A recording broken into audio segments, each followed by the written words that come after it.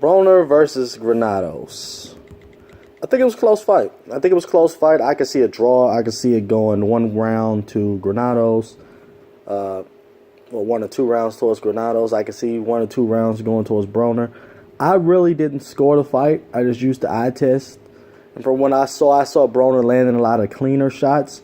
And I saw the volume punching coming from Granados. Granados did land some clean shots. I'm not saying he didn't. But most of Broner's shots were cleaner. And you could see those. A lot of Granados shots, some of them were on the guard. Some of them were partially blocked. A scoring blow, even if it hurts the opponent, from my understanding, if it hits any part of the guard, then it doesn't count. Now, I'm not saying that's what the judges was looking at. I'm just letting you know that a lot of times hitting the guy in the arms, in the glove, grazing his face, and things of that nature are not really scoring blows. Broner did block a lot of Granados combinations, but there were a lot of times he got hit. I seen the fight as close. I don't think it was a robbery either way. What was it? A majority decision. The scorecards were a little off, but again, one guy did score in Granados' favor, so I wasn't too upset with that. As far as Broner, I've just been reading a lot of titles. I haven't really got to watch a lot of videos.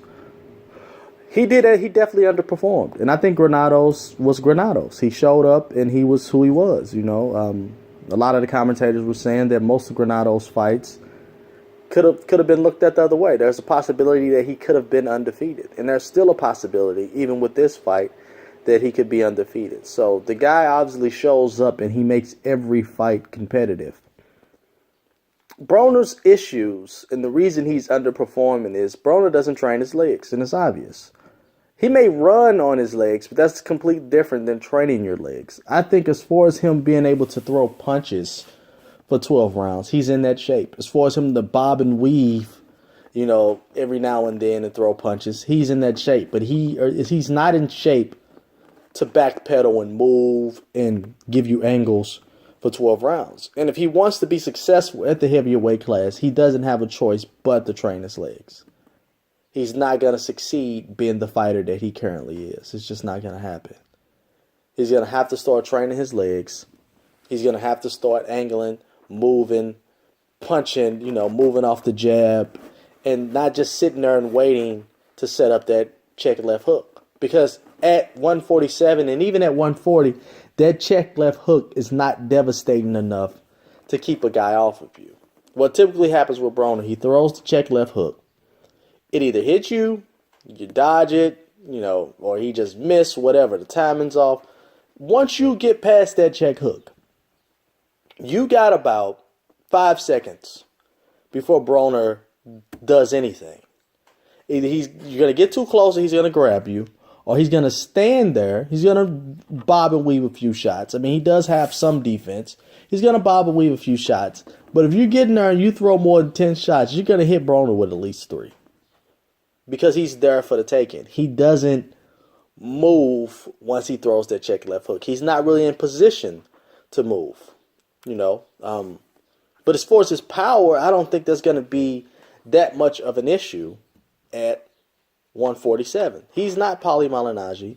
He's not Floyd Mayweather. He's not Timothy Bradley as far as power goes. And all of these guys have been successful at that weight class.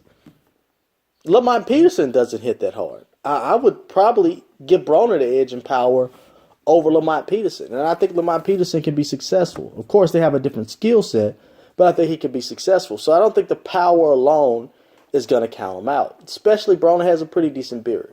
Sean Porter wasn't able to put him down, and Sean Porter knocked out a few people before that fight. So he wasn't able to put him down. He was able to hurt him. He was able to rough him up at the inside, but he wasn't really able to put him down. So, I mean, you're only looking at the bigger punchers that should give him issues, which would be Earl Spence. I don't even know if Thurman is still on that list, but Keith Thurman, maybe Danny Garcia left hook, if he torqued his body the right way, and Kell Brook, who's probably going to move up. So those are the 4 guys that I see who have stopped you in your tracks power at 147. Of course, there's Berto, but Berto's very inconsistent. Most of these guys aren't one-punch power punchers themselves. So he should be able to get in there and rumble with these guys. Not to mention his style is more geared towards boxers. His style is more geared towards guy who's going to, you throw a 1-2, get back on defense. He throws a 1-2, get back on defense. You throw a 1-2, get back on defense. He throws a 1-2-3, get back on defense. His style is designed for boxers. His style is not designed for a guy who's willing to come in there and get hit, who's willing to throw 10 punches. It doesn't matter if he missed 9 so he can land his 1, giving that you only land the check hook anyway. So when you fight a guy like Granado's a pressure fighter, they're always going to give issues to guys like Broner because his style is not geared towards those guys' style. Now, I don't know why he doesn't make any adjustments in training camp. My one issue with Broner is still my issue with Broner. He fights every fight the same way. Nothing's fighter specific. The only guy I seen him stick and move with was John Molina. But I haven't really seen it before then, and I haven't really seen it after then. After that, he needs to train his feet if he wants to be successful at 147. Or he's going to have to get a nutritionist, and he's going to have to shed them pounds and go back down to 140, which is still going to give him some issues. But he's going to have a higher percentage rate. I'll say Broner's about 50% at 147, which means, and these are the name fighters. So we take the top 10. I believe Broner probably could pick off about 5 of them, given who's in the top 10. Right? I give him a chance. I give him a chance against Thurman. Even though I put Thurman on that punching list. I give him a chance because Thurman is not going to go in there all balls to the wall. Thurman's going to throw 1-2, 1-2-3, get back on defense. Broner's style is his defense is geared to dodge 3 punches. But it's not designed to dodge 10. He's going to have to use his legs for defense. So you come in there, you throw 3 punches, weave. I'm out of there. Until he learns how to do that, he's never going to beat a pressure fighter. But anyway, I give him a chance against Thurman. I give him a chance. I'm not saying he's going to win. I give him a chance against guys like Danny Garcia. I give him a chance, even though Lamont Peterson is more of an inside fighter, against guys like Lamont Peterson. Because Peterson's not the most powerful. And Peterson really doesn't waste punches. He's trying to land with every punch. And if he misses a few of them, then again, he's one of the type of guys to kind of get back on his defense, kind of get back in that high guard. I give him a chance against Khan, simply because Khan doesn't have the best chin. Although I do see Khan dodging that check left hook, getting inside, pat, and jumping out. You know, he could possibly do that for 10 rounds. It could possibly be real ugly for Broner. But there's a chance that Broner could land that check left hook and change the momentum of that fight. So I give him a chance against a lot of guys. I give him a chance against Devin Alexander when he comes back. A lot of guys at 147 I give him a chance against. So I'll say he's about 50%. He's about 80%, though, at 140. At 140, I see him beating Burns. I see him giving Postol a better fight than he would give a guy like Errol Spence. I think Errol Spence walks through him. But I think he has he if you take the top 10 at 140, I'll say 70%. I believe he possibly can pick off 7 of those. 7 out of 10 of the top 10 at 140. So in my opinion, if I was Broner and I was his camp, cut the shit out. You're not that damn big, dude. You know, get your nutritionist, lose the weight. It's not impossible for Broner to get back down to 140.